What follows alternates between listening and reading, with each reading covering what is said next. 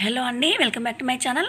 ఈరోజు మనం ఈ వీడియోలో ఫిబ్రవరి నెలలో వివాహ ముహూర్తాలు ఏ రోజుల్లో ఏ తిథుల్లో ఉన్నాయనేది తెలుసుకుందామండి.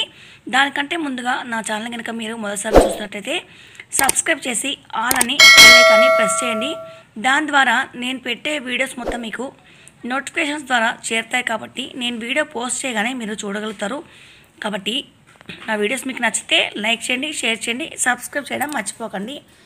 అదొకటి, వీడియో స్కిప్ చేయకుండా చూడండి. నేను ఎప్పుడు చెప్పేది ఇదే, స్కిప్ చేస్తే మీకు వీడియో అనేది అర్థం కాదు.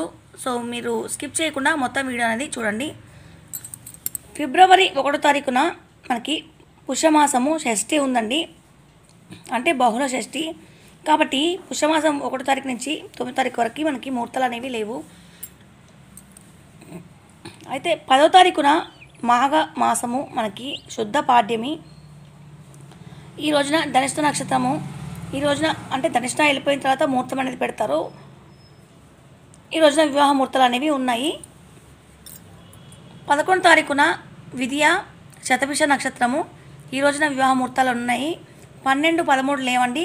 14వ తారీఖున మళ్ళీ వివాహ ముహూర్తాలు అనేవి ఉన్నాయి. పంచమి రేవతి నక్షత్రము. ఇక 15వ తారీఖున షష్ఠి అశ్విని నక్షత్రము ఈ రోజున ఉన్నాయి.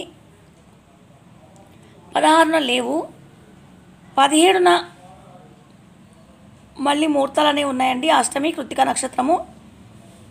మీకు నక్షత్రం నేను చెప్తున్నాను అనుకోకండి, ఎందుకంటే నక్షత్రం వెళ్ళిపోయిన తర్వాత మంచి నక్షత్రం చూసి పురోహితుడు మీ పేరు బల మీద ముహూర్తం అనేది పెడతారు. నేను ఓన్లీ ఈ రోజున ముహూర్తాలు ఉన్నాయి అని చెప్తున్నాను అంతే, అది గమనించండి. ఇక 18వ తారీఖున రోహిణి నక్షత్రము నవమి తిథి ఈ రోజున కూడా ఉన్నాయండి. మరి 19, 20, 21, 22 లేవు.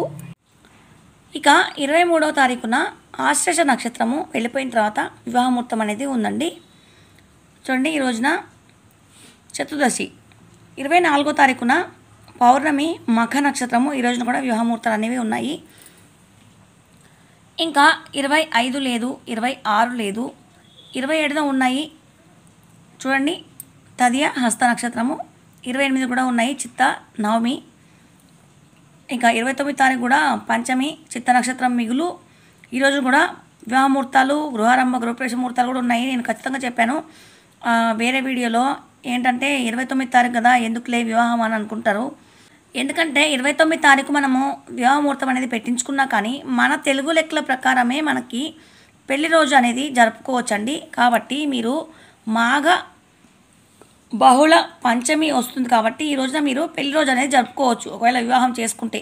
కాబట్టి మీరు మీ పేరు బల మీద 29వ తారీఖున వస్తే ఖచ్చితంగా వివాహం అనేది ముహూర్తాలు అనేవి పెట్టించుకోండి. ఈ రోజున చాలా మంచి ముహూర్తాలు అనేవి ఉన్నాయి. మరి ఇవ్వండి ఫిబ్రవరి నెలలో 2024లో వివాహ ముహూర్తాలు. ఈ వీడియో కనుక మీకు నచ్చినట్లయితే లైక్ చేయండి, షేర్ చేయండి, సబ్స్క్రైబ్ చేయడం మర్చిపోకండి. ఈ వీడియో చూసినందుకు ధన్యవాదాలు. మరొక వీడియోతో మీ ముందుంటాను.